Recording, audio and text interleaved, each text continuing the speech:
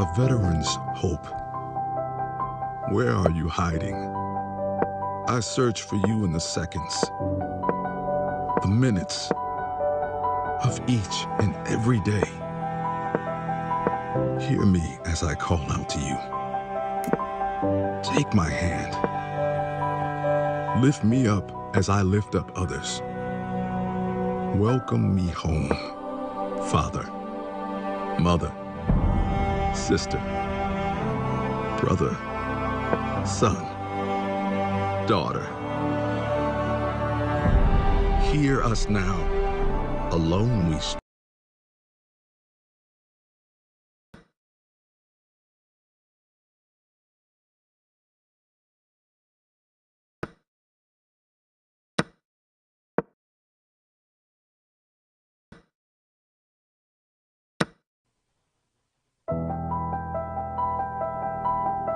A veteran's hope.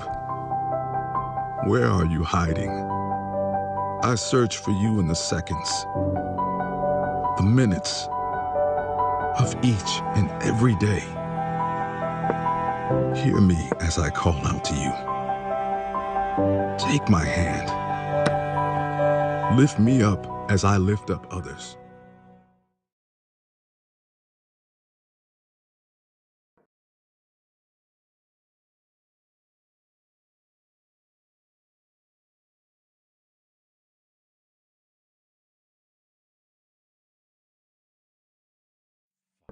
Where do you top out at the... Nope, 33 million. And by the way, that was on top of whatever, God knows, the Fox people had paid on his behalf before. We've talked about this before because of just the sheer number of awful... Hi, chat room. Hello. Hey. I'm going to open up the chat room on my thing so people can see it and people can see us and we know where we are and there. Yeah. So...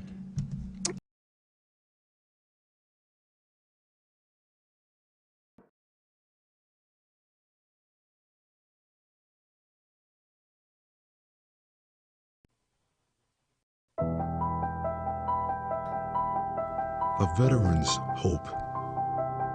Where are you hiding? I search for you in the seconds, the minutes. Our new mission lies within. Visit MakeTheConnection.net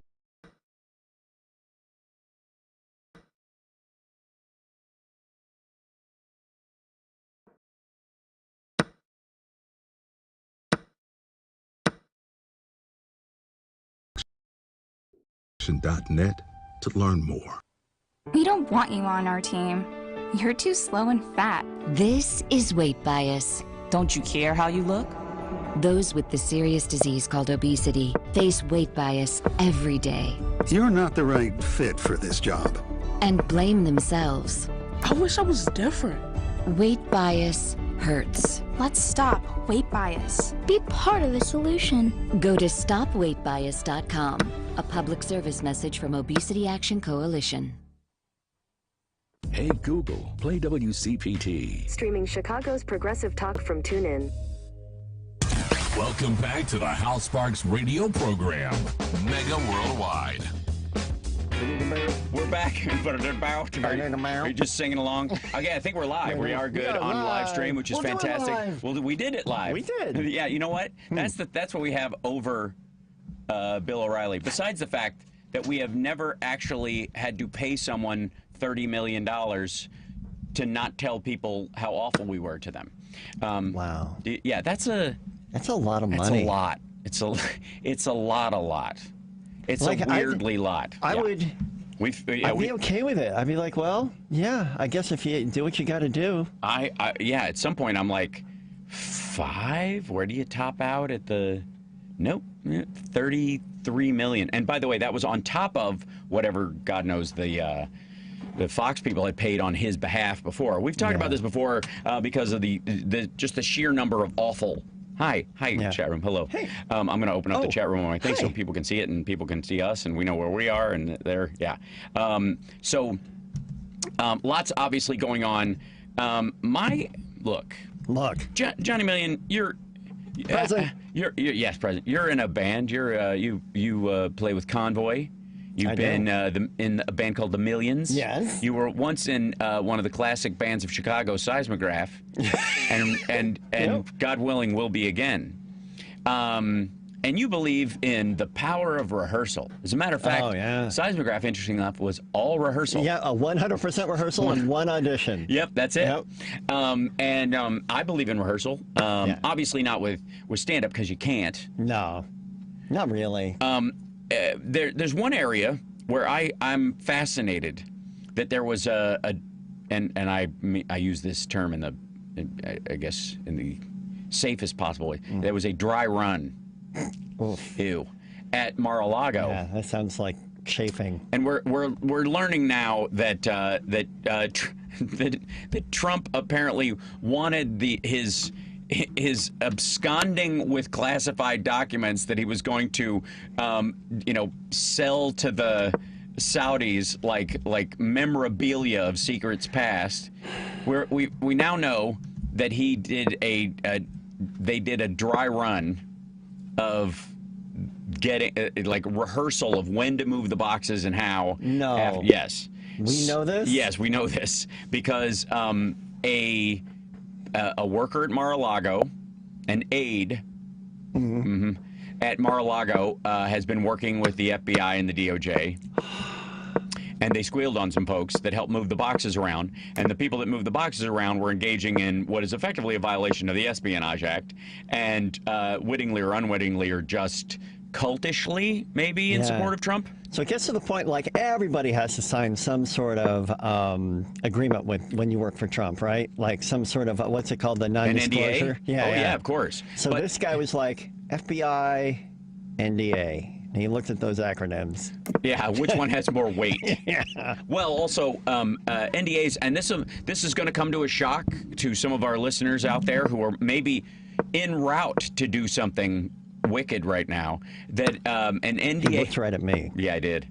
An NDA does not cover the crimen. You can't. You can't. Oh, don't be doing the Don't be doing the criming. It won't cover you. You can't have an NDA that does that. It's it's not an NCA, a non-criming agreement. It's you can't.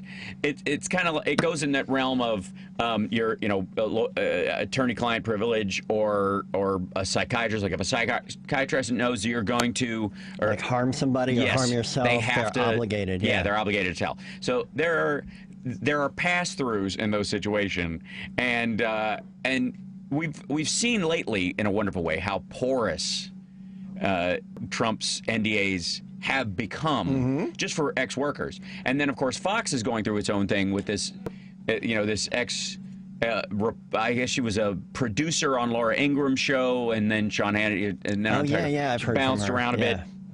And surprise, surprise, her story lines up with why Megyn Kelly left and all this, because it's a awful, toxic, vitriolic, grotesque, uber macho. Yeah, Megyn Kelly's like, I can be horrible on my own. Yeah, exactly. I don't need a man. I don't need a man to go be racist. Yeah, right. I can fry up the bigotry. Fry it up in a pan. Yeah, she's like, 'cause I'm a Kelly. So she, this particular story, this is coming out of, and Barb McQuaid, we love on MSNBC. Do we love ourselves some Barb McQuaid? Oh, yeah. She's good people. It's obvious that Trump hid these documents on purpose. Like, there's always been this thing about the Georgia case with Trump, where he really does have an out by playing stupid or deluded. Like he really can, I don't believe him, but he can lie and say, I actually thought I won the election to the jury. And they have to go, okay, your awareness of guilt is a big factor, either in the extremity of the charge or the sentencing Even afterwards. when he's on the phone with the people in Georgia going, I just need this many votes. Yes, like, really? Because he thinks he can make people believe he thinks that he actually had 100,000 extra votes out there somewhere. And he doesn't need you to find all of them. I just need you to find the ones that get me over the hump, and then we'll solve the rest of it later. And that's kind of the case he was making on the on the call. That's why the Georgia case is the hardest. Because of that, because he can play dumb and people will believe him. Yeah. The other, why not? Yeah. Meanwhile, the records case, not so much, because there's the biggest thing. I think the biggest red flag is awareness of guilt everywhere. Yeah. Just awareness of guilt. Up and down the line. He knew to hide which certain boxes. He was hiding. He took some stuff out of the boxes and put it in his desk, thinking, it seems, that even if they came in here and took the boxes, they couldn't go through my desk and get my stuff. Bad idea. Oh, he's a stupid person. He's very stupid. Yeah. He's a big dummy. And it's and we're all, again, we need to count our blessings. People get very mad at the big dummy. Right. But you be happy at the big dummy. Thank goodness. Thank goodness he didn't have a strategic bone in his body. He doesn't have two strategic brain cells to rub together. This was much scarier with a Dick Cheney behind the scenes. Yes, it was. You didn't even have that with Pence. Yeah. Like, even like the interesting, that was the great thing, I think, the break from Pence was his, at least the illusion of Christianity. Yeah. Right? Mm-hmm. That he had to maintain keeps him within certain bounds. Oh, yeah. Cheney never had that. No. I'm just, I guess, I'm basically Satan. I can do whatever I want. I shoot my friend in the face and go, hey. He did some things. Hey, Charlie, duck. And the guy goes, where? And I go, blam. Or what if he said quack? What is it, quack? He quacked after I said duck. And that'll get you shot in the face every time. Right. So there is a Trump is losing attorneys. They're in the best way possible. This is my favorite. I think this is my favorite part of the whole story. Oh, okay. I don't need these. Yes, huh? I don't need these. You don't need these right now. Not right now. Not till later. My favorite part of the Trump Mar-a-Lago record story, besides the fact that he thought he would get away with it because he snuck out documents in between framed pictures of his magazine covers, and is that his attorneys are quitting, not because they have a conflict of interest, or they're horrified at his behavior, or they've suddenly had an act of conscience, or he fires them and decides to represent himself Ted Bundy style. Right. Yeah. It's because they're witnesses for the prosecution. That they, they have become RICO lawyers, essentially. They have got, they're the lawyer in Midnight Run. They're going to turn state's evidence. Wow. It's so nice. It's such a nice thing. Did you see that letter that Trump's lawyers sent that was obviously penned by Trump? Leave it alone. Don't what they're doing that. I'm gonna be mean to me. Like this whole thing is like, he don't like my face. And so he take my toys. Like it's signed my lawyer. Yes, right. Yeah, right. Signed Epstein's lawyer, which has a different connotation, obviously. If you live in Florida, oh no. Yeah. Boy, that that goes from Welcome Back, Kotter to something horrible. Something really horrible right away. That said, there is the big switch over from obstruction to actual espionage charges is the thing that Jack Smith is bringing to the table as a former prosecutor at The Hague, as a person who prosecutes war criminals. That this is one of the things where he's like, I don't let those guys just go because they've got a lot of support. That's true in all these awful countries. Saddam Hussein had a lot of awful support. Yeah. Gaddafi did. Pol Pot had a lot of supporters up till the day he died. Sure. Putin has a lot of supporters. That's not a reason to not hold them accountable in the case of especially horrifying crimes in their cases, and in Trump's cases, hilarious yakety sax level espionage. Just because a lot of people are down with the awful crimes they're doing does not mean that you can get away with them. Which will come as a shock to Marjorie Taylor Greene at some point. Now, I hope so. Obviously, we're gonna have to take a break in a second. Look at the back of my head. You can see my whole pterodactyl head on this stream. Yeah. Is that the look? Yeah, you've got the look. Yeah, I've got the. That's why I wear the backwards baseball hat, because it obscures the the pterodactyl skull that I have. Oh, I didn't realize you had like a. Oh yeah, you got like a H.R. Geiger situation going on there. Yeah, right. I keep expecting you to like pump out eggs that open up and a spider crawls out. Look down. We'll be back right after I get a symbiote egg laid in my stomach. They mostly come out at night. Mostly.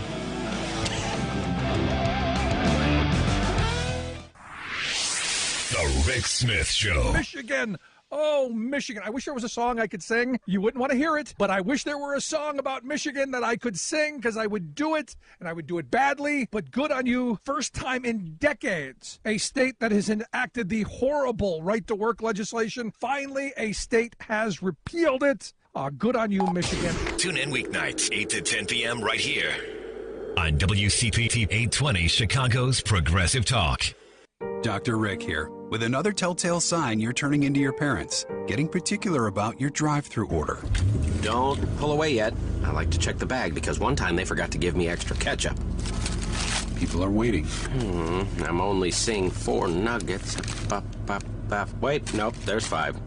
Progressive can't help you from becoming your parents, but we can help you compare rates on home insurance with Home Quote Explorer. Progressive Casualty Insurance Company affiliates and third-party insurers. Comparison rates not available in all states or situations. Prices vary based on how you buy. I always wanted to learn Spanish, but I never thought I'd have the time. Then I discovered Babbel. Babbel's lessons are fun. They only take like 10 or 15 minutes, and in 3 weeks, presto, you're starting to speak another language, like magic. I love that Babbel's lessons aren't just robots talking. They're voiced by native speakers, so you get the pronunciation just right. If you want to learn a language, there's no faster, easier, better way than Babbel. Babbel. Babbel. Go to babbel.com to try for free. That's BABBEL.com. Babbel.com. Sign up for a library card. With a library card, you can discover new and exciting worlds. From borrowing audiobooks, to streaming movies, to taking virtual do-it-yourself classes, there's so much you can access with a library card. Pursue your passions and dreams through your library's resources and programs. September is Library Card Sign-Up Month. Join the festivities by getting your own library card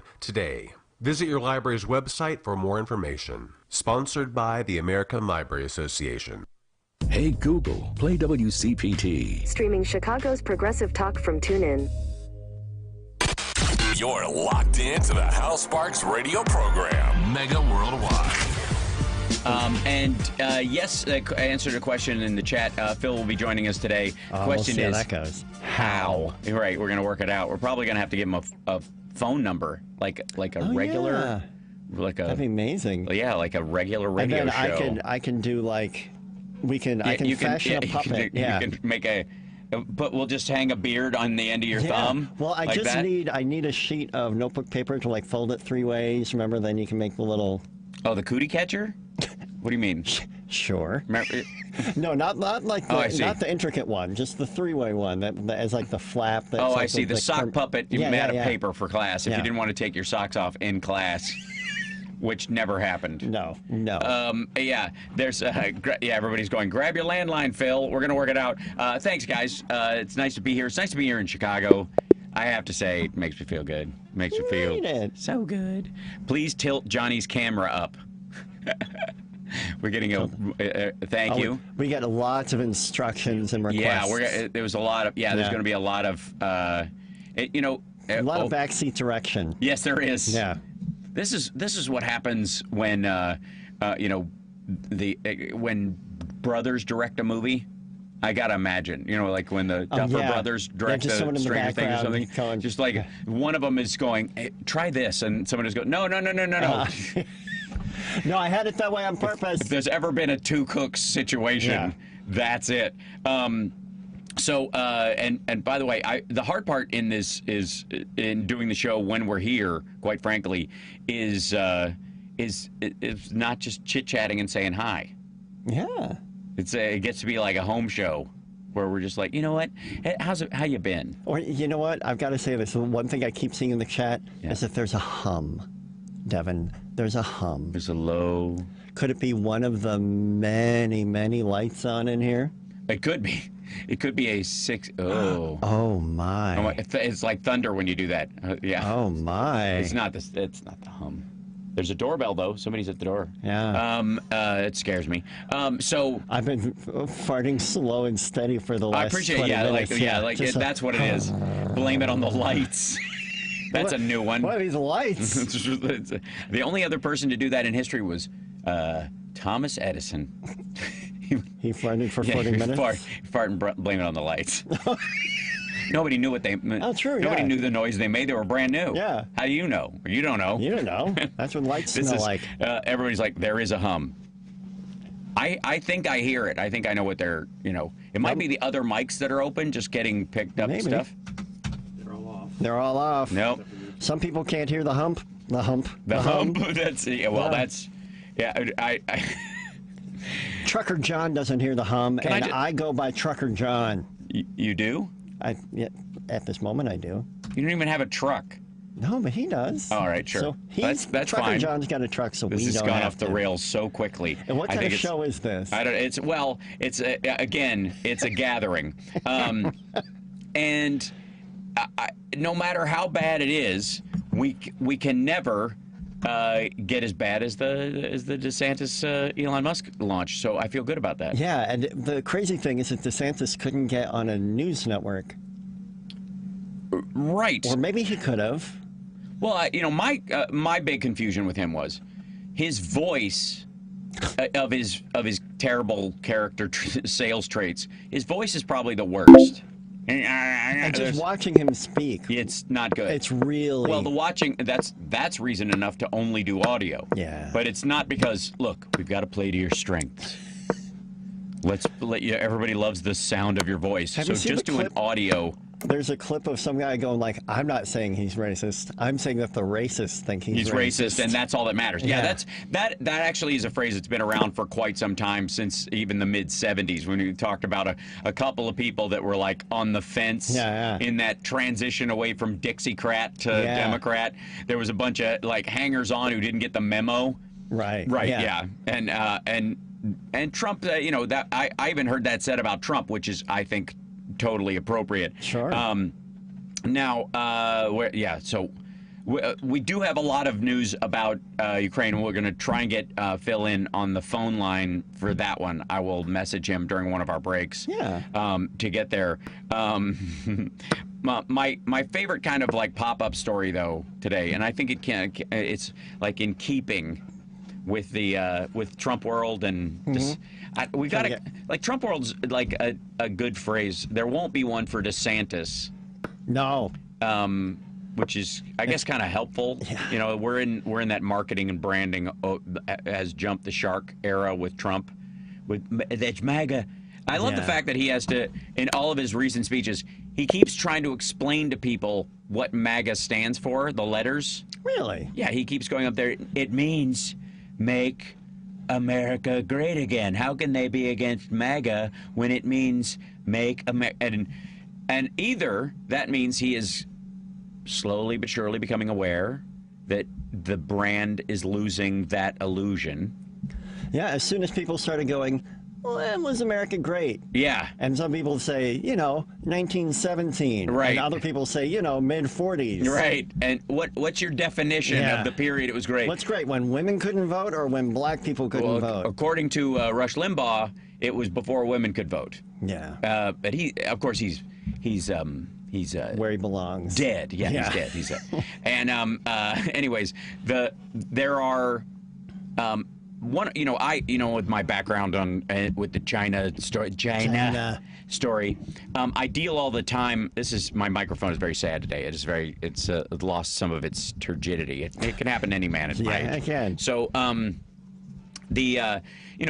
following the stories of what's going on in China and this whole illusion, which drives me nuts. You see me lose my mind on my regular live stream often about where the right wing thinks, Beijing, Biden, and that Biden likes China, when literally no president has been harder on China since before Nixon.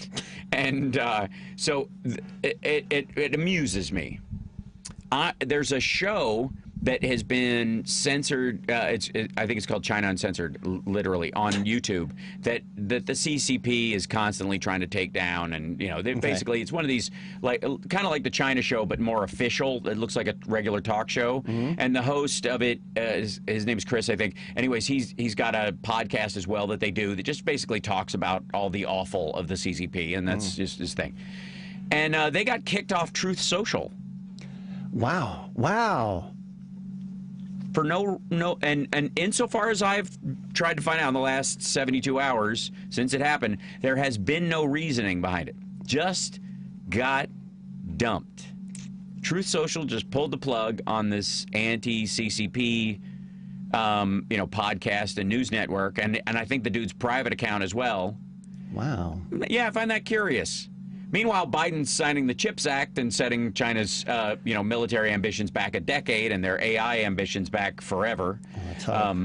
We can talk forever about how there is no way you have an AI when you're the Chinese government, because the last thing you want is people to be able to ask a computer a question and get a real answer. It makes no sense. That's the bottom of their to-do list. Yeah, exactly. Why in the world? Yeah. So, and by the way, thank you, Therese, for the super chat. That's lovely. And Hal Vickery, of course, is insane. So the reason I bring up Truth Social, other than the fact that they're doing oddly pro-Chinese Communist Party stuff all of a sudden with no reason, no answer, other than Trump Tower. Which speaks to why were they on Truth Social to begin with? Just to be everywhere? Yes. Okay. Yeah. I mean, I have a Truth Social account because I like to poke the bear. We know why, Hal. Yes, because I'm a secret maggot. The longest con, you suckers. It's amazing. I'm even impressed with myself. Yeah. Look, I am a fantastic actor. You are. Yes, I am. You know what? I'm going to smash that like. I am not that good. I'm not Andy Kaufman commitment level. I'm not gonna. And I'm not gonna Tony Clifton you. No, thank you. I appreciate that. Whatever that could mean so many different things. I hate method actors. I literally do. So I was just reading that's how Eric Stoltz got kicked off Back to the Future. Because he lived in the past? Because he's like, call me Marty. And he was apparently too rough with Biff during their shoving matches and stuff. I'm serious. Right. Because that guy does interviews all the time. Yeah, of course. And he apparently almost dislocated Biff's collarbone when they were having the shoving match in the diner. Right. Yeah, sure. So when they reshot that, Biff hardly did any of it because he was still hurt. So it was just the shots over his shoulder to look at Michael and J. he grabs his collar and lets go. Yep. That makes so much sense. Yep. And also, why I'm mad at Eric Stoltz forever because of that? Do tell. Because the woman that played his mom got fired, recast. Leah Thompson got the job because she looked more like she could be Michael J. Fox's mom.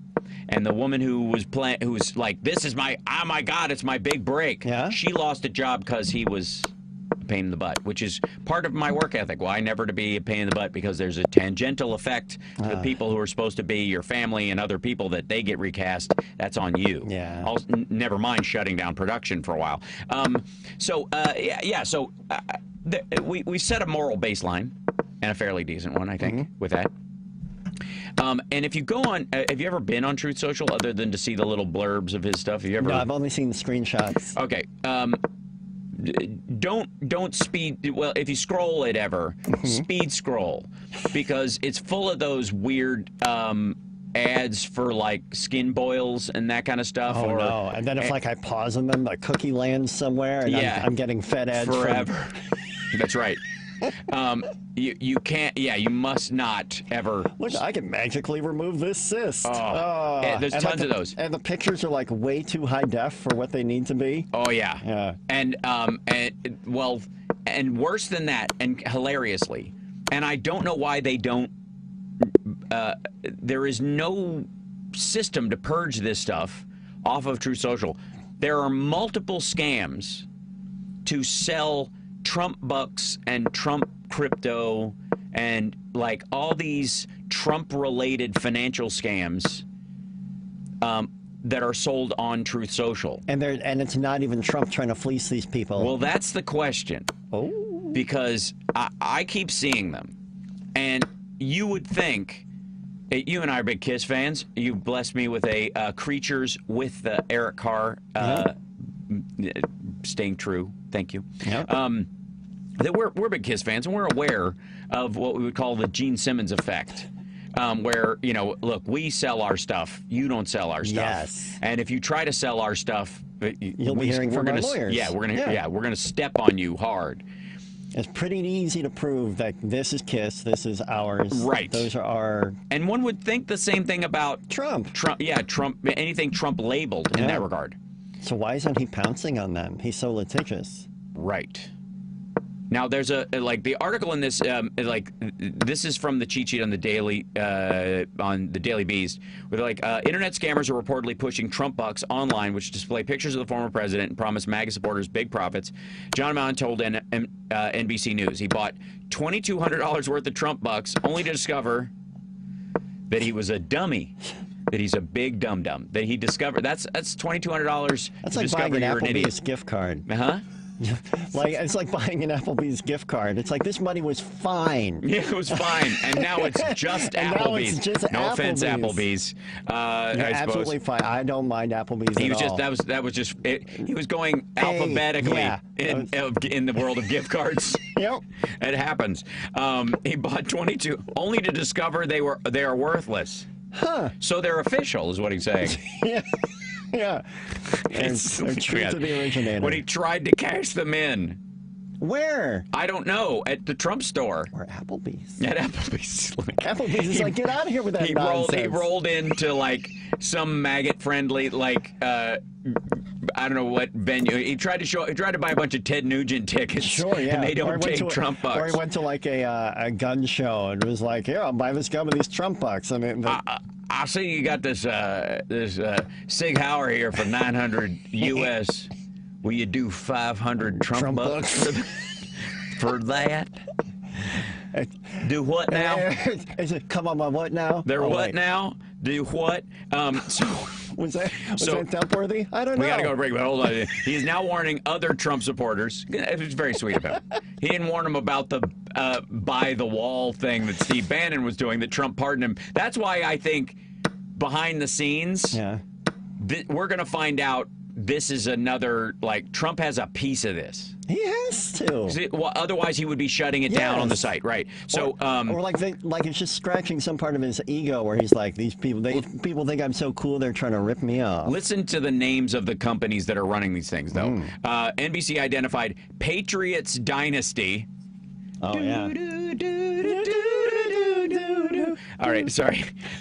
Patriots Future and USA Patriots. And it's almost as if some Saudis or Russian or Macedonian hacker farms or whatever went, I have noticed that these idiots really like word patriot, even though they do not seem to know what it means. I don't know what it means. Yeah. And found at least a dozen people like Aman who invested thousands of dollars after watching the misleading pitches on Telegram that suggest Trump was endorsing the products. Alert. This is his tweet. Alert. It's his truth. It's everywhere, but alert! This just makes all right. If you purchased any of the all caps TRB systems items, Trump Roblox bucks, something, I don't know, systems items, you got scammed. The TRB vouchers, DJT golden checks, DJT diamond checks, TRB golden checks have no monetary values. They are commemorative only. Hashtag too late now, sucker. Yeah, that's right. Yeah. The beautiful thing is it says that the tail end of it, commemorative only, because every single one of those ads on Truth Social says commemorative only in really small type. Oh my! At the bottom, it's almost like if you like Trump, you are pre-tuned to be a sucker. That's They're amazing. Ready. Yeah. Oh, that's the barrel. Those are the fish. Anyways, we'll be back right after this. After a word from Trump Bucks, Mega Worldwide. Bring it to us. Yeah, come on, Devin. Sign up for them. They're commemorative only. But if you don't have them, you're not loyal. We'll be back. Think Theory Radio. Theoretical astrophysicist Dan Hooper. If there's someplace a light year away from now, there's nothing I can do now that can influence that place in less than a year. No matter what I do, no matter how I build my quantum machine, or no matter what I entangle or what I quantum teleport, nothing I can do here can affect that until a full year has passed, allowing light to get there at the speed of light. Think Theory Radio with Damian Perdue. Saturdays at 6 p.m. on WCPT 820.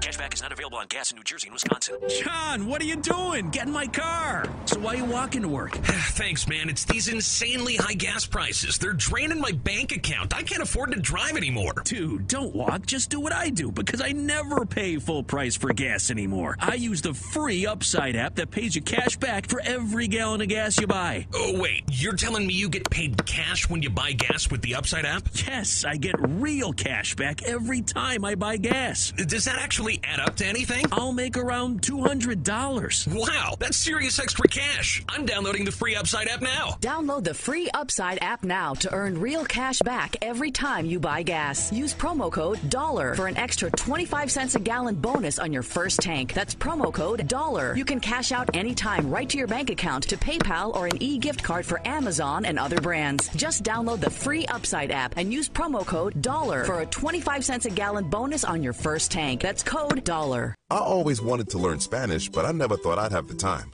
Then I discovered Babbel. Babbel's lessons are fun. They only take like 10 or 15 minutes, and in 3 weeks, presto, you're starting to speak another language, like magic. I love that Babbel's lessons aren't just robots talking. They're voiced by native speakers, so you get the pronunciation just right. If you want to learn a language, there's no faster, easier, better way than Babbel. Babbel. Babbel. Go to Babbel.com to try for free. That's BABBEL.com. Babbel.com. WCPT 820, Chicago's progressive talk, where facts matter.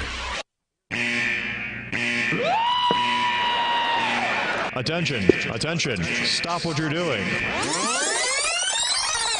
Because we're coming back to the Hal Sparks radio program, Mega Worldwide. Oh my God! They went a little crazy with it, and I appreciate it.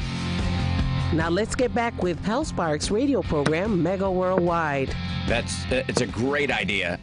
Okay. Yeah. Okay. We're having so much fun. I'm messaging it is so Phil. warm in here. It is toasty. It is so. I wore long sleeves. I know, because it ought to be chilly, right? Yeah. The rest of the office is it's brisk. It's like the it's like the Letterman studio, right? Yeah. But the opposite. Because he believed that you can be that you're funnier when it's cold, which he's not wrong.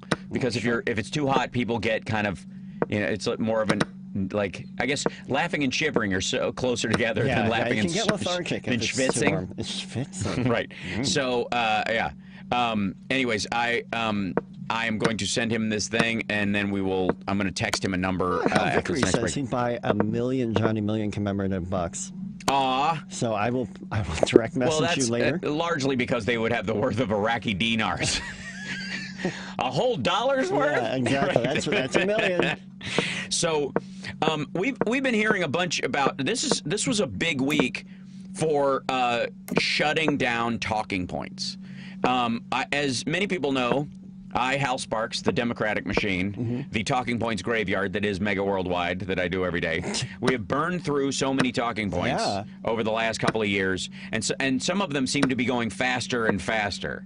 And for me, the best one, and the one I've been kind of, I think a lot of people were worried that Merrick Garland was moving too slow on a bunch of things and have been kind of griping about that for a while. Yeah. That's moving along nicely. Oh, yes, it is. And finally got their big week, because we got something in the order of 4 or 5 people getting multiple years for seditious conspiracy. 18 years, 12 years, 8 years. Yeah, and the conversation that the right was having was it wasn't an insurrection. Nobody's even being charged with seditious conspiracy. Yeah. Then the charges came, and then it shifted to nobody's been convicted of seditious conspiracy. They can't. It wasn't a real. And then dude gets 18 years. The head of the Can you founder. Imagine 18 years to sit and think about that? But he's got to be mentally ill. At the point where like he's going to be in there just like super proud of what he did. I don't know. I mean, I just wonder if he's going to share a cell with Ricky Martin. No. The young boy that child blew a child away. Oh, yeah. 18 in life. Never mind. All right, it was too subtle. Yeah, right. Yeah. Don't get me started. It's too early in the morning for that kind of thing. That said, we got another guy got 7 years. All of these folks, and this is the case I've been making about these maniacs, is that so many of the rioters who committed acts of violence and destroyed property and were threatening people and chanting violent things and seeking out, had they been successful finding Pelosi or Pence that day, would have engaged in even further violence. Yeah. So many of those people walked. Never saw the inside of a jail cell and got a slap on the wrist, and because all they did was go before the judge and say, I don't know what I got caught. I got caught up in this. I didn't mean it. And then they went home and they kept their mouth shut and they went back to their job and tried to keep their nose clean, and they got probation or whatever, an ankle monitor at worst. Sure. Anybody who's still in the D.C. jail, anybody who's still in the actual system over this stuff, has repeatedly, either on tape or in front of a judge, said, yeah, I did it, and I'll do it again. Yep. And the only, the one line that was played for the jury that sealed the fate of Stuart Rhodes, the you'll shoot your eye out head of the Oath Keepers, who literally shot his own eye out. Amazing. Mm-hmm. They played a tape for the jury of him saying that he brought rifles to the event. His only regret was that they didn't bring him inside, that they didn't bring rifles into the Capitol. That's your only regret. Yeah. And of course, he famously threatened his wife and their children if they talked. Oh, that was him? Yeah. Well, there were several of them. He was one of them. He was one of the primary ones. And his wife even said, like, it's nice that we have that he got sentenced for what he got sentenced for, but the family is going to breathe a sigh of relief that this maniac isn't around us. Wow. So now there is I think that might be how my wife feels when I leave the house for a couple of hours. Yeah, she gave me some chloroform and a rag. I don't know what that's about. I used it all up, though, on myself. She sent your love, by the way. Aw, that's very nice. I brought Summer. You brought my love. Yeah, Summer's sitting right over there, off camera, just kind of lurking in the background. The most camera ready of all of us. I know, it's true. The most photogenic person in a fine quarter mile, as they say in Kentucky. And she's, I'm just saying you could help us with viewers. I'm not. All right. So a bunch of these folks, one of the things that we see with them is that they are unrepentant about their acts of violence. But on top of that, there's been this weird trend amongst right-wing Republicans while they freak out about drag queen story hour and whatnot. They had to invent something. Yep. They banned abortion. So now what? There's a guy named Jared Michael Boyce. He's a member of Patriot Front. Those are the guys in the khakis that wear the masks. Oh, yeah. Yeah, that look like they're from the Walmart Geek Squad. Yeah, but like the hood and the glasses. Yeah, they wear white balaclavas, which is really... The whole thing's a bad look. It's silly. You look like an assistant manager at the Klan. Yeah, and the whole thing, like, Mulaney's got that bit about where he wanted to, like, write a bit that used the word midget, and then they said, no, you can't use the word midget because that's like the N-word. Mm-hmm. And he said, if one word you don't say and the other word you do say, I'll tell you which one's the worst word. Yeah, right. If you need to wear a mask to go say what you believe in... Yes. That's not something to hang your hat on. No, you are what we would call a properly marginalized community. Yes. Yeah, you know what I mean? Like they should be absolutely there where they belong. No, I'm going to go out on a limb and say, yes, some cultures should be marginalized, specifically Nazis. I'm fine with marginalizing them. I'm not rounding anybody up. I'm not asking for acts of political violence. I am, but at least some mild Amish shunting. Yeah.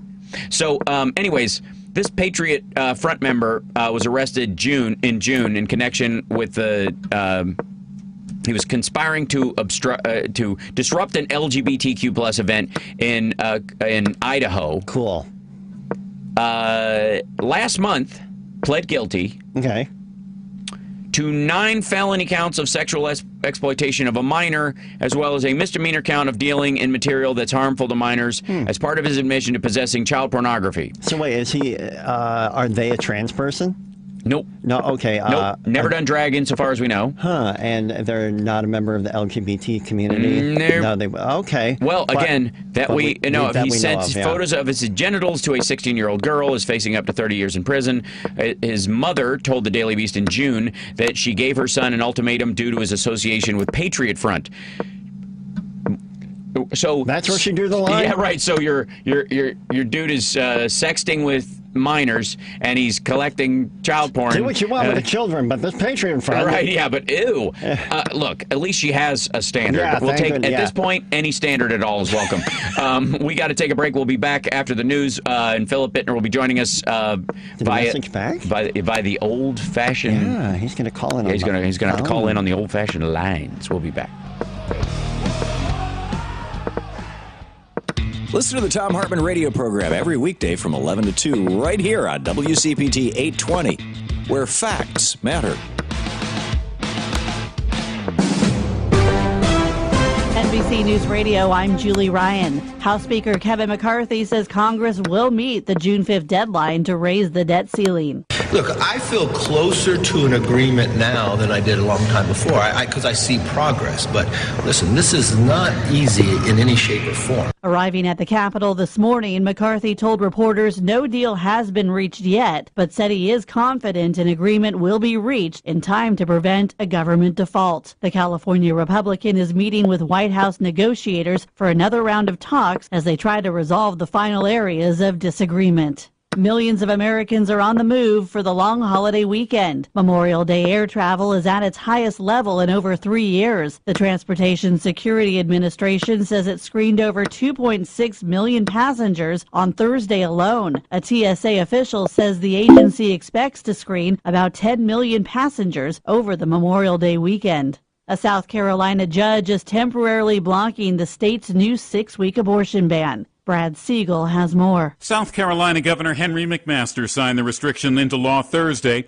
saying it would save the lives of unborn children. On Friday, Circuit Court Judge Clifton Newman put the new law on temporary hold until the state Supreme Court could determine if it's constitutional. Abortion providers, including Planned Parenthood and the Greenville Women's Clinic, have now filed lawsuits challenging the ban. The NBA Eastern Conference Finals are headed back to Miami tonight for Game 6 between the Boston Celtics and Miami Heat. Despite winning the first 3 games of the series, Miami hasn't been able to wrap things up, with Boston winning the last 2 games to keep its season alive. No team in NBA history has ever come back from a 3-0 series deficit to win. The winner of the series will take on the Denver Nuggets in the NBA Finals. You're listening to the latest on NBC News. This is Chicago's Progressive Talk, 820 AM, WCPT Willow Springs, and online at WCPT820.com, where facts matter.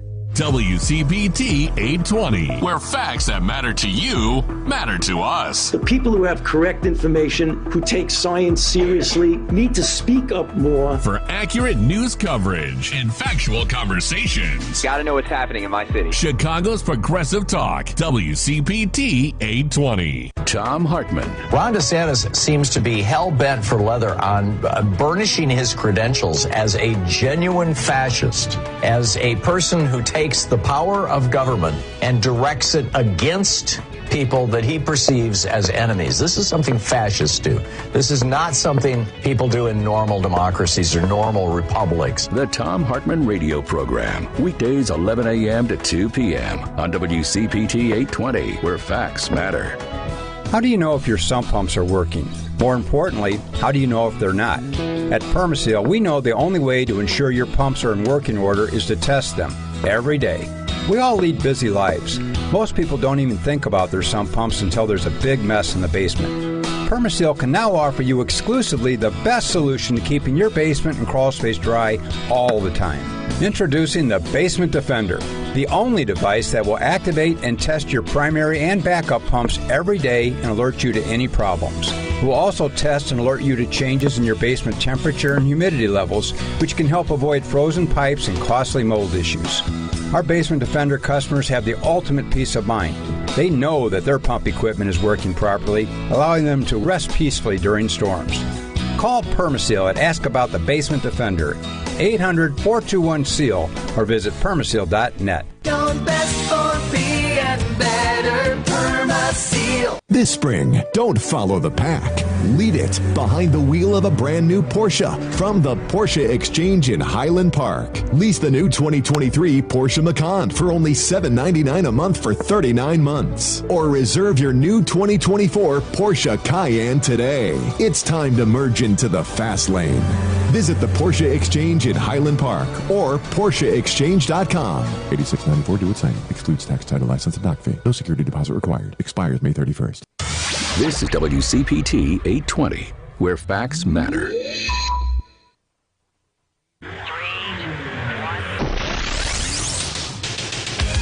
listening to the Hal Sparks radio program, Mega Worldwide. I've had people walk out of me before, but not when I was being so charming. Video streaming at halsparks.com. I don't care for you or for the putrid sludge you're troweling out. Plus faithful, stick. True progressive talk. Might be a good time for you guys to give up. So, real quick, we got Phil Ittner joining us on the line, phoning in, and I think we can hear him. Phil, are you there? Yeah. Look at that. I don't know how's the quality. Okay. Sounds great. And you sound terrific. And that's the least of our worries today. First of all, how you doing, my friend? Good. You look great. He can't see you. That's very sad. And by the way, just so people know, there's a ton of Ukraine news or whatever, but I would like to drop just for our local listeners and for people at home, the AG of Texas is going to be indicted on multiple charges. Oh my! At this point, Ken Paxton, that dude who led the charge of the Trump, fake electors and all that kind of stuff. Hasn't he helped pass all kinds of horrible laws? Oh, he's a terrible person. Yes, He's not fun to be around at all. He's a very mean and nasty human being. But on top of that, he's one of those people who was curiously pro-Russia in a lot of these situations. So weird. Always coming to the defense, which leads us nicely into our discussion here with Philip Ittner. Hi, Phil. Catch us up on the latest. And we will have questions from the chat, no doubt. Yeah, I've not been looking at the chat, so if you ask me He's going to start. Yeah, I'm going to start I guess the now. big one is the Ivan Kerr's sinking, or the hit, one of the big things. Yeah. There's that. There's the announcement coming out, the head of the military here, Gennady Zaluzhny, indicating that the long-expected counteroffensive, although I don't know if that's the right term to be using, it's really imminent. It's a matter. It's being described by people in the Ministry of Defense as it could. The quote that I saw was, "It could start tomorrow. It could start the day after tomorrow, or it could start a week from now." Right. That's the kind of time frame we're looking at here. So, does it seem like anticipating it for a while, but right? I think it's kind of already started, frankly. Yeah, I think so too, and I think maybe part of it was the forces behind enemy lines that are sort of jump starting it, coordinating perhaps their activities with the bombing campaigns that have been going on as sort of a softening attack, I suppose. I have those every now and then. It's true, he does. There's a pill for that. Yeah, I know, but the studio is like sealed like an airlock. Yeah. Anyways, so. Well, I think the counteroffensive has started because I don't think it's going to be similar to what we saw at the last counteroffensive that the Ukrainians launched, where they had kind of pincer moves and like direct offensive spearheads and things like that. Last summer around Kherson and Kharkiv, this, it seems like, and it's until it actually starts full-fledged, we don't know for sure. Right. But all the indications we're getting is that don't think of this in terms of there being some sort of geographical, somewhere along the defensive line where there will be a thrust by Ukrainian forces, and there'll be a breakthrough, and then they go behind enemy lines and do all that kind of stuff. Where there's a push towards a military objective. It's starting to sound more and more like what the Ukrainians are planning on doing. Right. Is attacking along the entire front. So it's being seen more like a campaign than a single counteroffensive. They're going to try and put pressure everywhere on the Russians, or make conditions such that the Russians have to defend the entire line because they don't know where any one single attack is going to come from.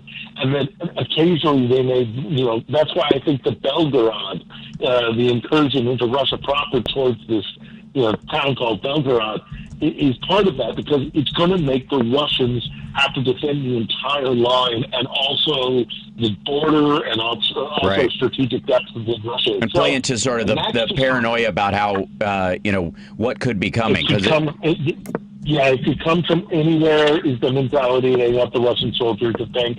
They want the Russian soldiers to think that every one of them along the line is in jeopardy, and they want to make the Russians expend and deploy their troops so that they can defend everywhere along the map. Whereas, the Ukrainians will know where and when they're actually going to make pushes and things like that. So it's going to be a very different kind of situation than the last counteroffensive. Right. I think we'll have to see how it goes. Now, I think one of the things that I have been, one of the areas we're most concerned about is Zaporizhzhia because of the nuclear power plant. And so people, rightly so, are concerned about, a second Chernobyl and all that kind of stuff. And back and forth over the course of the last 15 months, there's been this concern that the Russians will blow it up or rig it, or, if they retreat from it, they'll set booby traps and they don't care, and that back and forth.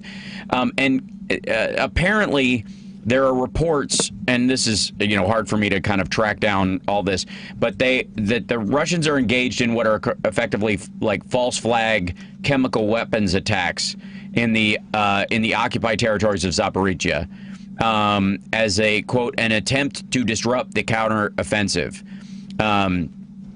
and like they're basically, it's hard to tell if it's an actual false flag, or if they're smoking too close to ammo dumps again, which, that kind of stuff, where they're, misusing their own stuff.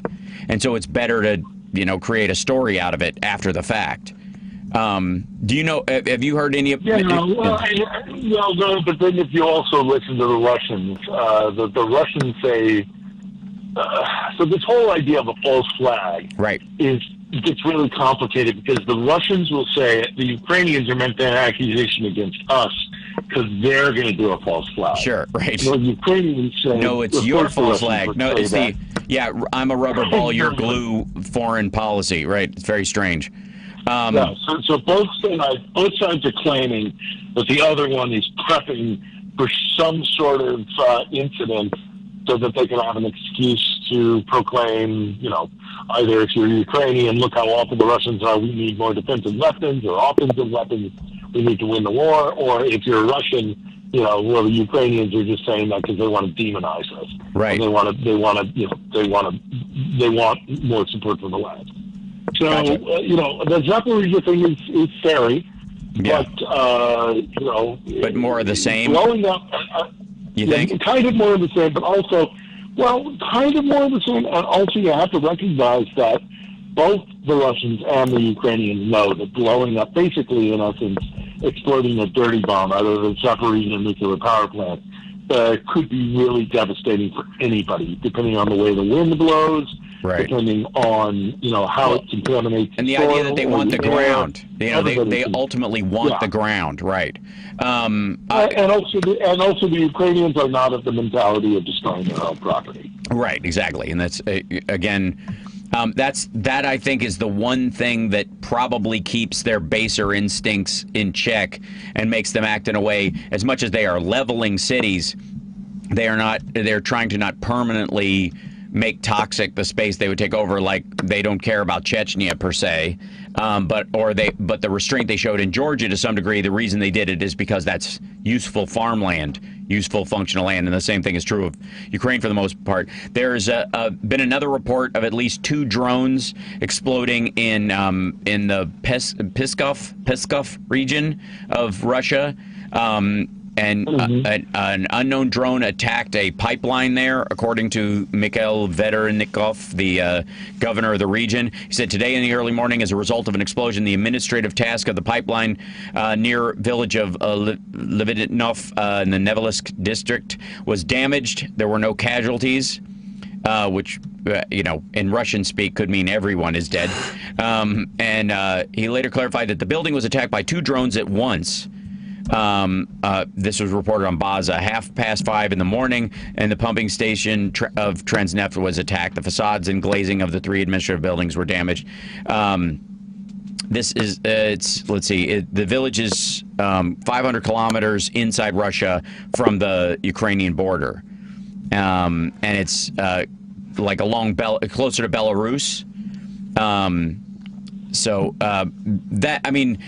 After Belgorod and the sort of attacks inside the country, is there buzz really about the, obviously I've seen, reports everywhere, applauding the Belgorod attack as just one of the most extraordinary military actions of the entire war by anybody, because they were able to just put Russia on the back foot so quickly and then bug out.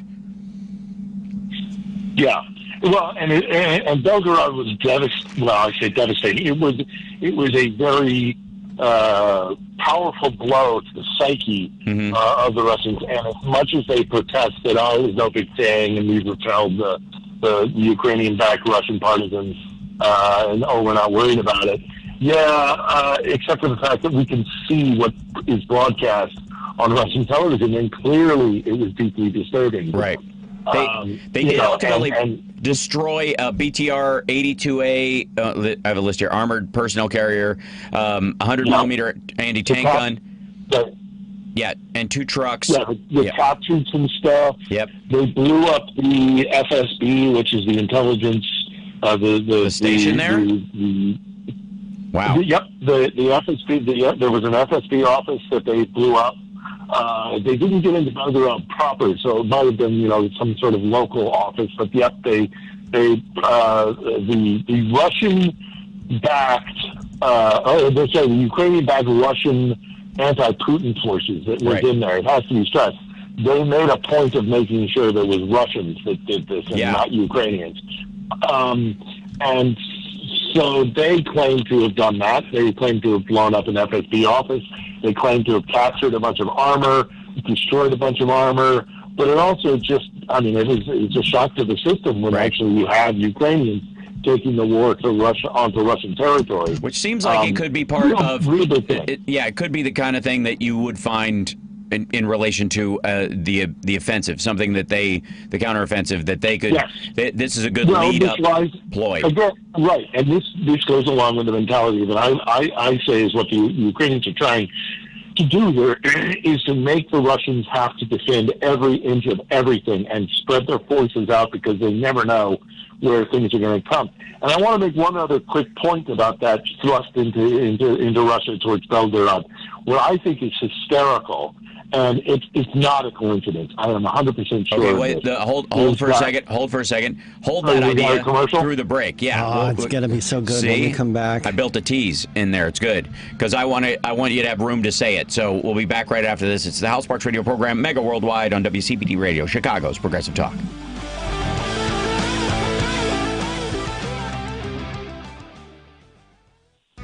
If you want to stay informed about Midwestern politics, check out Heartland Signal. We are WCPT 820's multimedia newsroom, and we cover everything from local politics and state legislative sessions to updates about the 2024 presidential election. For the latest information, you can find digital news updates at heartlandsignal.com and new video content on our Twitter, Facebook, and YouTube accounts. At Heartland Signal, where facts matter.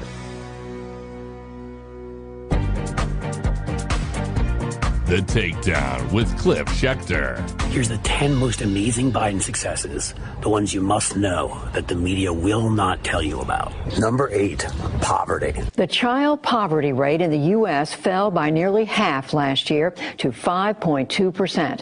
That is the lowest level on record. What we're looking at here is really a remarkable success story. Republicans claim they care about kids. It seems to only be blasticides in what books they read. In reality, Democrats passed the child tax credit. What did that do? The largest decrease in childhood poverty in 1 year in American history. Say that with me again. Largest decrease in childhood poverty in 1 year in American history. And then Republicans went and ended the child tax credit and were against it all. Hear more from Cliff at heartlandsignal.com and subscribe to his YouTube page.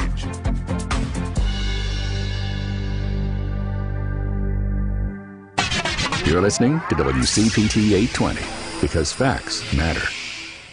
I know I'm only on 1 day a week. I get it. I'm going to have to jump on GarageBand and start sawing something together. This is the Hal Sparks Show. Wow. And a guitar note, and then progressive, and all. Yeah, it's going to be good. Hey, Hal, did you mean something like this? This is the Hal Sparks Show. Wow. And a guitar note, and then progressive, and all. Yeah, it's going to be good. The Hal Sparks radio program, mega worldwide. Yeah, it's going to be good. So I agree. Welcome back to the show. Don't forget, you can like and subscribe on YouTube, infotainmentwars.com. Infotainmentwars.com. We don't need the documents. We've got everything memorized. We made it up. We made it up. Because it's because we're defending against absolute lies. There's not even any work involved. That's right. Why bother to fight the truth to fight a lie when it's just garbage? Just point it out and move on. And of course, patreon.com/HalSparks. You can support the show and help keep us on the air and make sure keep Johnny and his Lenny and Larry cookies. Yep. Keep him. Yes, this is the only food he's got. That's all I got. Yes. For the next couple minutes. It's like that old story about this man who was arrested for stealing a crust of bread, and the judge said, "Why did you do it?" And he said, "I only like the crust." Huh. Philip Bittner is still with us in Russia, and he was teasing us before the break about the effect of Belgorod. Cruel. And one of the things that the reasoning behind it, I believe, is that where you were going, Phil? No, I was gonna make the analogy to 2014, and what I think is it's really interesting the way the way the Ukrainians, and they're very good about this, and we have to understand the language that's being used between Ukraine and Russia right now, and one of the things that you have to pick up on, and it's very nuanced, is the Ukrainians made sure that it was Russian nationals who made this incursion into Russia, and they mimicked almost exactly the language that the Russians used when they invaded eastern Ukraine and the Donbass back in 2014 after the Maidan events, because the Russians said, "Oh no, it's this grassroots resistance to the oppression of Kiev. We don't know where all these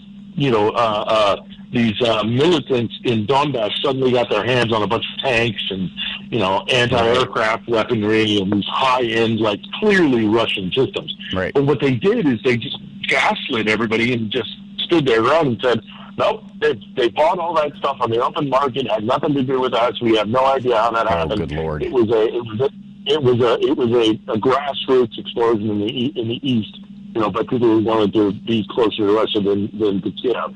And today, now, in 2023, with this incursion by Russian nationals towards Belgorod, driving around in Humvees and U.S. MRAP armored personnel carriers, and the Ukrainians have said almost word for word exactly what the Russians have said. Oh, they must have bought those Humvees and those MRAPs on the open market. Right. Knowing so well that the weapons have been flooding in here from NATO and the West. Right. Oh, no, they used to just, I don't know where those we just came purchased from. them. It's almost word for word. Yeah, word for word what they said in 2014, and it's perfect. Right. Because it's using Russia's own language and excuses that they used in 2014 against them in 2023. We all know that those Humvees and those MRAPs and those soldiers were armed by the Ukrainians done with Ukrainian intelligence, done with Ukrainian support, and ultimately Western support, and seized Russian vehicles. Right. And they just stuck to like the Russians, despite all obvious evidence to the contrary. Right. The Ukrainians just like, I don't know how they got those Humvees and unwraps. I mean, they must have bought it on the open market. Almost exactly what the Russians just 2014. And it's genius trolling. One of the secondary effects of it, though, because one of the points I saw made was that it didn't just serve as sort of a PR assault on Russia or as a scramble assault. That one of the things it served was it exposed the Russians' 3rd Motorized Infantry Force division, which heretofore everybody didn't know where they were stationed or if they were already in the country. And this is how they discovered that they indeed were not, that they were still inside Russia. And they were part of the group that was, I suppose, either sent to defend Belgorod or were there and weren't able to do anything. But either way, it let the Ukrainians know precisely, gave them another head count of available Russian forces leading up to this the counteroffensive, which is incredibly useful in terms of what they know they have to prepare for. Yeah, no, absolutely. This is the Ukrainians are showing the world that they're just better at this than the Russians are. Right. They're a lot smarter about how they use their military might. They're smarter in terms of how they use propaganda. They're smarter in terms of messaging, language, everything. They're just far more sophisticated at this than the Russians seem to be. And this is another example of it. Yeah, and it apparently also the result of the Belgorod thing was there were a bunch of Russian settlements on the border, on the Russian side of the border, areas, small towns or whatever, that they have effectively evacuated ahead of this advance. At present, 7 villages on the Russian border are already without any kind of command structure, mayors, nothing of that. Everybody who's in charge of anything bugged out already. According to Andrei Yusov, the representative of the Main Intelligence Directorate, he was on New Countdown. He goes, for security reasons, he did not specify the details, but he said there are several settlements on the border from which the Russian power has actually departed. In principle, there's not a single power there now, meaning any kind of administrative function at all. Everybody just left. What effectively these fake city councils, these the mayors of these towns, they're just bugging everybody out. And at the same time that they are evacuating a bunch of people from Crimea, or that have, I guess, are self-evacuating. There was another fire on the bridge, and people couldn't tell if it was caused by. Everybody thought it was Ukrainians had done something, but I think it turned out that it was a car crash because people were driving to get out, so they weren't paying attention. So again, another one of these like self-inflicted wounds in terms of, it was embarrassing for about 24 hours. Oh my God, they've hit the bridge again. And it turned out it was just a car crash because people were freaking out and trying to get out of Crimea. There are, there are very few options, I think, that Russia has going forward.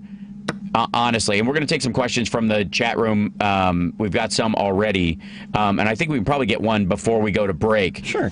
But they are running out of BS. They're not like that. Yeah. And the other thing is before we get to questions, it's also, and it's a really important thing, is that, and it's not the first instance of it, but it's another indication that the Ukrainians are controlling the narrative. The Russians are having to respond to what the Ukrainians do, and they're really running things. The Ukrainians do stuff, and the Russians have to react. Yeah. And from a force that everybody thought was the superior force, the Russians should be the one dictating the way this war goes, not the Ukrainians. But it's just, it's been time and time again that the Ukrainians make the Russians dance to their tune, and that's, in a war, that's not good.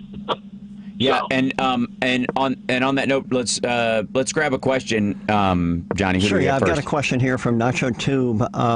Please ask Phil if Chicken Kiev is just called chicken in Ukraine. Oh, ouch! No, Chicken Kiev is named. It's not really actually made in Kiev. There's a whole long story to it. But we're not going to get into that's not real Chinese food conversation, are we? Yeah, no, we're not going to go down that road about whether or not Kung Pao chicken was actually right. Whether General Tsao ever existed, or General whether he Tsao, likes right, his General food. Tsao, Yeah, he loved really bland chicken food. tikka masala is actually a British creation, not an Indian one. General Tsao had a very delicate gastrointestinal system. He couldn't take spices at all. I think it's an ironic dish. And by the way, speaking of spicy Chinese receptions, I don't know. Hey, little ham in it. Li Hui, the Chinese ambassador who went to the EU, was basically going around to all these countries, and the word on the street is, and interestingly enough, the Ukrainian diplomat is pushing back on this, but everybody else, the Germans, the French, everybody else is saying this, that the Chinese were trying to get the Europeans to agree that the already seized territory is Russia's and just move on. And apparently everybody told him to go pound sand. Yeah, well, that's why the Chinese so-called peace proposal is never going to take traction in Ukraine, because the 4 provinces that underwent a quote-unquote referendum, basically at the end of a bayonet, through this war. That shouldn't be Ukrainian and the Chinese efforts are disingenuous. Right. That seems like a preemptive Taiwan defense. We got to take a break. We'll be back right after this. More questions from the chat room at infotainmentwars.com. Like, subscribe, support the show. Subscribe today. Subscribe. Did I mention subscribe? You should subscribe. It's a good idea.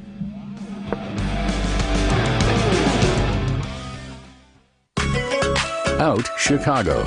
We need your voices. We need people out there who are our allies, who are out there to help just get rid of the disinformation and the lies. That's the thing. Make decisions based on passion, based on humanity, based on kindness, because what we're hearing from the other side is just the opposite of those things. It shouldn't be tolerated in this country. Catch Out Chicago every Sunday, 11 to 1 on WCPT 820. Trade in and trade up at Hawk Volkswagen Joliet and save big with invoice pricing. That's right, you pay what we pay and not 1 penny more. Choose from a huge selection in stock and ready to drive home today, like Tiguan, Taos, Atlas, Atlas Cross Sport, and more. Plus, every new Volkswagen we sell comes with 3 years, no charge scheduled maintenance. Do a quick search and you'll see why smart people like you choose Hawk VW. The reviews don't lie. We're highly rated on Google, Carfax, Facebook, DealerRater, and we have an A+ rating with the BBB, and we actively support our local community. Now is the best time to buy a new Volkswagen. We've got over 200 new Volkswagen models in stock and ready to drive home today, including the 2023 Volkswagen ID4, Volkswagen's first fully electric vehicle. Hawk Volkswagen on Jefferson Street in Joliet and online at hawkvw.com. Offer ends 5/31/23. For more details, please call 815-741-1100. Have you heard? Affordable healthcare is better than ever. And right now there are more carriers and plans to choose from. If you're between 18 and 64 years old with a household income of $25,000 or less, this message is for you. Right now the government's Affordable Care Act is available for individual and family health coverage plans with little or no cost to you. Don't gamble with your health. Call Healthcare for All at 800-337-9047. That's 800-337-9047. Alexa, play WCPT. WCPT from TuneIn. Attention, attention, stop what you're doing. Because we're coming back to the Hal Sparks radio program, Mega Worldwide. They went a little crazy with it, and I appreciate it. Now let's get back with Hal Sparks' radio program, Mega Worldwide. Before we get to our next question from the chat room, one of the things I think we can all trace back to Russian interference and an attempted interference, not just in our elections, but in our society as a whole. In the same way that the TikTok algorithm is designed by the CCP, not Chinese engineers, not Chinese human beings who are trying to make a website and blah, blah, blah. The actual CCP designs it to undermine the functionality of Western societies. They want, the idea is bait, middle school girls into cutting groups and horrible stuff like that to try and create basically, these kind of ancillary dystopian moments in everyone's life so that everybody feels like they're on shaky ground all the time. And that's how you do it. That's how you destabilize. When you can't fight the system, your system's terrible comparatively, you undermine the social cohesion. Is that the thing? And the Russians, of course, setting up, pro-Hillary and anti-Hillary, pro-LGBT and anti-LGBT groups, and then telling both of them that there's a rally on the same day, and that kind of stuff.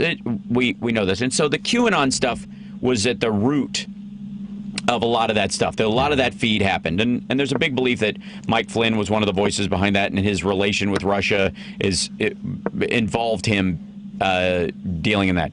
Now, when Ron DeSantis officially announced, what popped up all over the QAnon things, which are still sort of semi-live, they still exist, and they end up, the message that they put out, they end up working their way up to the regular right-wing media sphere.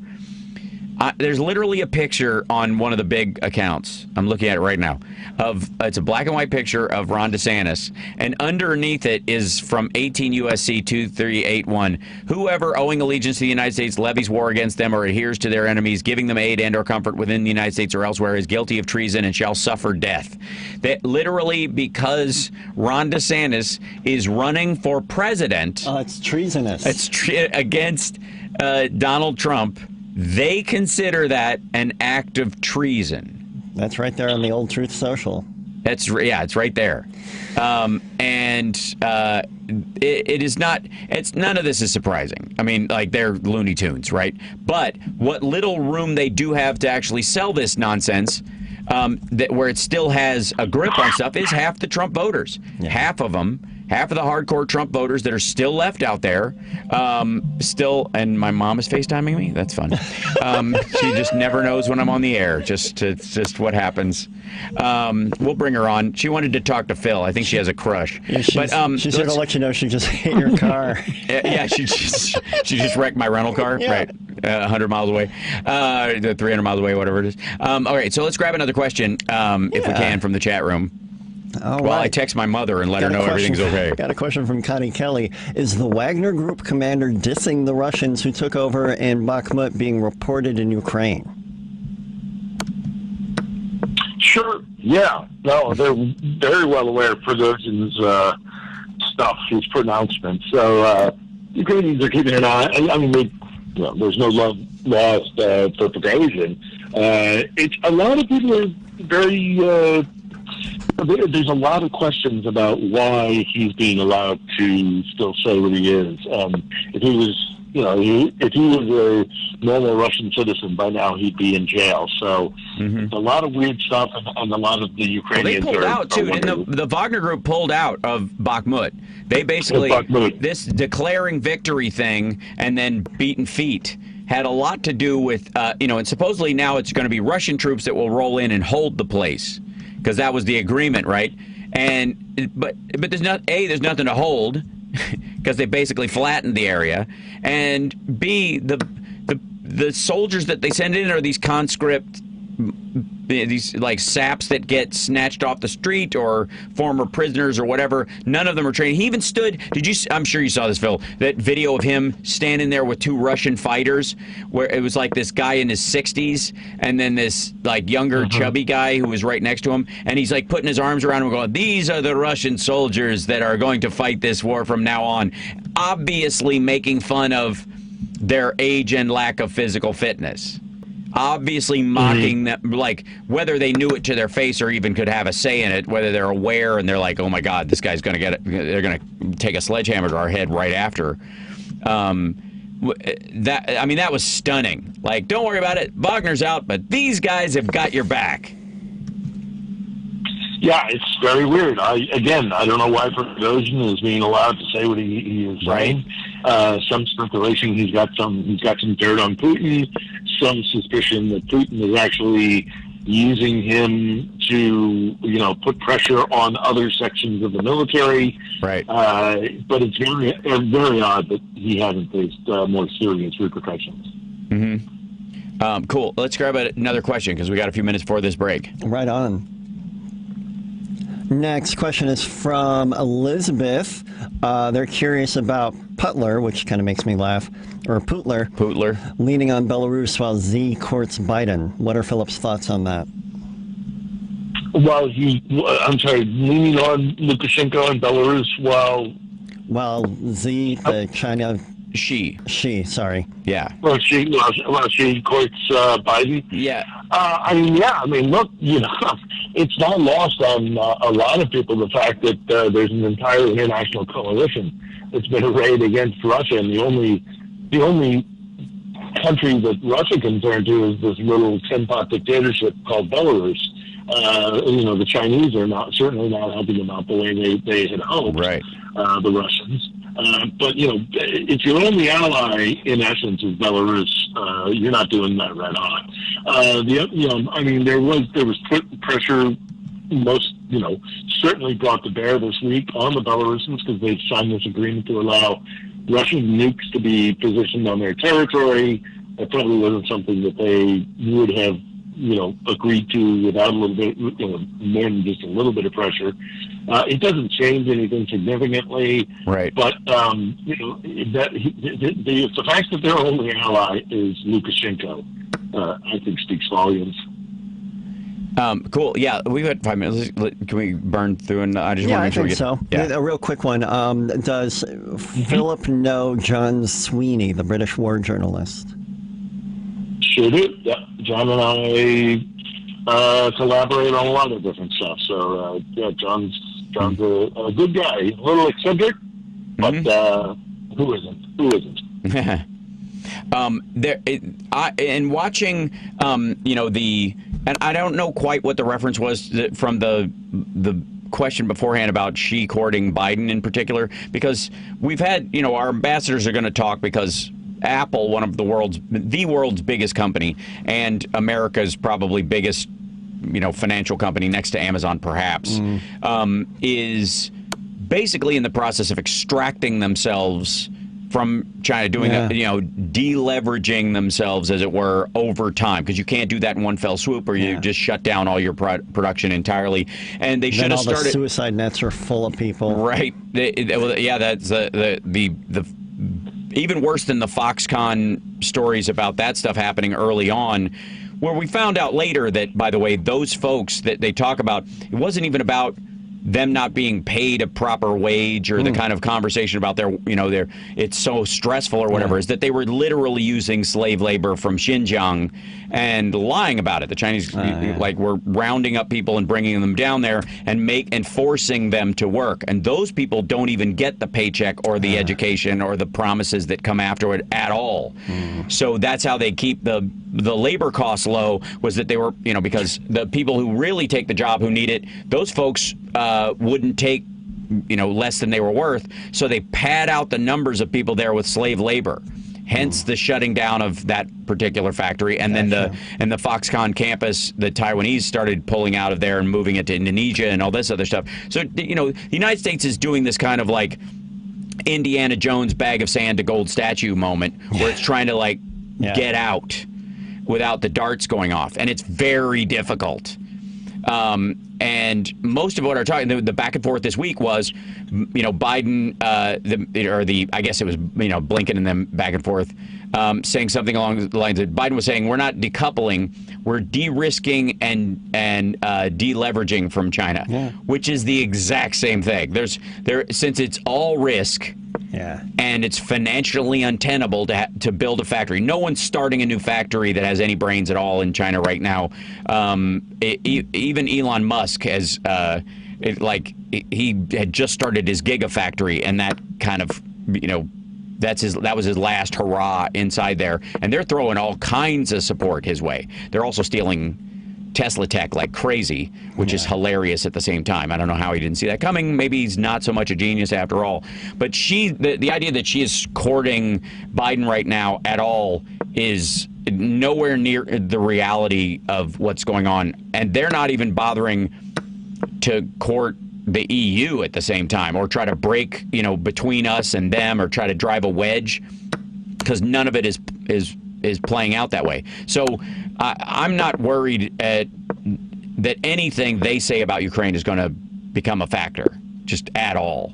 Do we have another question? Because we got like 2 minutes before this next break. All right. Next question from Berkeley Dowd. Why did Putin sacrifice 100,000 troops in Bakhmut just to declare victory by taking a city with little or no strategic significance? I mean, it's a good question. I think once they started getting so deeply entrenched in Bakhmut, it became a symbolic victory, and neither side wanted to give it up. But you're right; it's not strategically or tactically that important. And I don't know how much of it was Putin. I mean, regular forces were in there, but it was in a lot of the Wagner guys, many of whom were just gathered out of prisons. They were sent into the meat grinding there, so it wasn't really as much the Russian military. It was this private military group led by Prigozhin that bore the brunt of a lot of the casualties.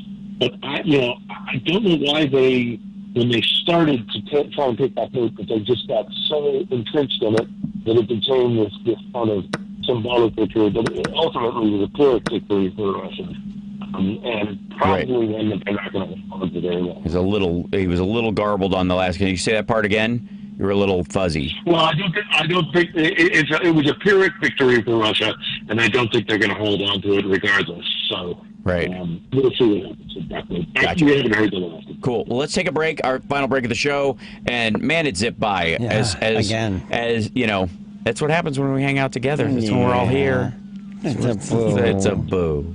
We got one more break. And chat room, love you guys. Thank you guys for the support. We're not seeing super chats and that kind of stuff right now. I just want you to know we appreciate it. I'm just sending you love. Thank you so much for your support. We'll be back right after this.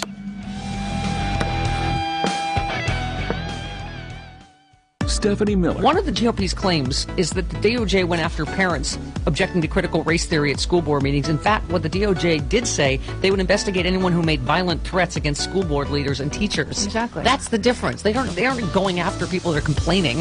If you're making a death threat against a teacher, of course you're going to get a visit. Yes. No, the problem with that is the 36% who do think it's legit makes up 90% of the Republican There you go. Party. Very true. That's the problem. Very true. Stephanie Miller, weekday mornings 8 to 11 on WCPT 820.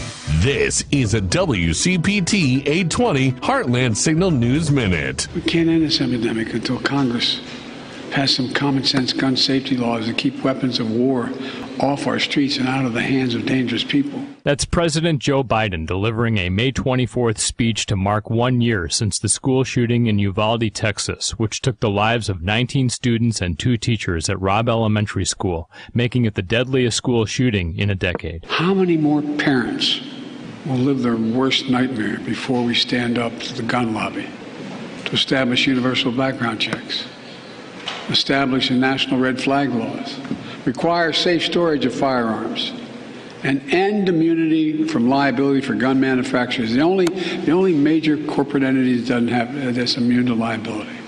So it's time to act. It's time to make our voices heard. For WCPT 820 and Heartland Signal, I'm Andy Miles. Chicago's Progressive Talk, WCPT 820, where facts matter. I am happy, you are happy, let us be happy together, whether the weather is cloudy or sunny. I will always be your funny honey bunny. I am lucky, you are lucky, let us get lucky together, whether the weather is cloudy or breezy. I'll be there to say, hey, come on, let's take it easy. 'Cause isn't it nice to have the friends that you do? And isn't it nice that the sky is so blue? And isn't it nice to say I love you, chugga chugga choo choo, woo woo. I am smiling, you are smiling, let us smile together, whether the weather is cloudy or stormy. I will still be there in the morning, I'll be right by your side in the morning, I'll make you breakfast in the morning, I hope that you like cereal. Yay! Welcome back to the show. And of course, thank you, Philip Ittner. That in and of itself, that you're with us and you're safe and all that is a happy ending in and of itself. Absolutely. And my, I kind of, my primary happy ending is that I'm in Chicago. Wow. Pretty great. Yeah. And we're it's a lovely. Go to Little Kiev. Yeah, we're gonna go to Little Kiev and have lunch. Wish you were here. Yeah. It'd be fun. Yeah. So there's a lot to cover in this or whatever. Is there an upside in as far as life in Kiev? I know that they just opened. I want to say they fixed a train line in the northern part near Kiev or something along those lines, and they've been there's a lot of things coming back online, that were hit early in the war last year that have finally been repaired, and if they aren't hit again, will be normal functioning parts of the Ukrainian society, and going forward. I mean, look, they released a photograph just this week of